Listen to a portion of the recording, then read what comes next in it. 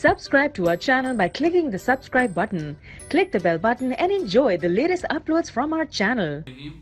السلام علیکم ورحمۃ اللہ وبرکاتہ. میں ہوں محمد سلیم اور آپ دیکھ رہے ہیں ازمودہ وظیفہ.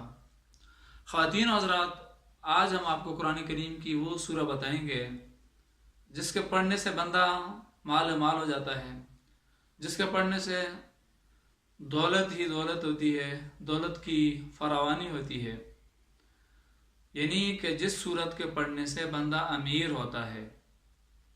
تو ناظرین، وہ صورت ہم آپ کو بتانے جا رہے ہیں، اور اس سے پہلے یہ بھی بتا دیں آپ کو کہ اگر وہ صورت آپ کو یاد نہیں ہے تو آپ ہماری اکیڈمی سے رابطہ کر سکتے ہیں.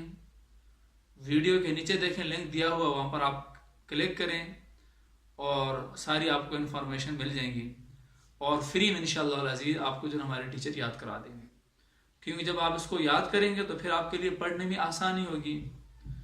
تو ناظرین، قرآن کریم میں وہ کون سی سورہ ہے کہ جس کے پڑھنے سے بندہ مال مال ہوتا جاتا ہے، بندہ جو امیر ہو جاتا ہے؟ قرآن کریم کی وہ سورۃ الواقعہ ہے، اور نبی کریم علیہ السلام نے غالباً اس کو حکم نہیں دیا ہے کہ اپنی بچیوں کو سورہ بتاؤ، یاد کراؤ. ایک صحابی نے فرمایا کہ اب مجھے جو ہے نا یہ فکر نہیں ہے کہ میرے گھر میں فاقہ ہوگا، کیونکہ میں نے اپنے بچیوں کو سورہ واقعہ یاد کرایا ہے. تو ناظرین، آپ بھی اپنے بچوں کو اور خود بھی جب رات کو آپ گھر میں جائیں تو اس سورہ کو ضرور آپ جو ہے نا اس کی تلاوت کیجئے. انشاءاللہ العزیز گھر میں جو ہے نا وہ دولت کی فراوانی ہوگی، جو گھر کے اندر جو فاقے ہیں وہ ختم ہو جائیں گے.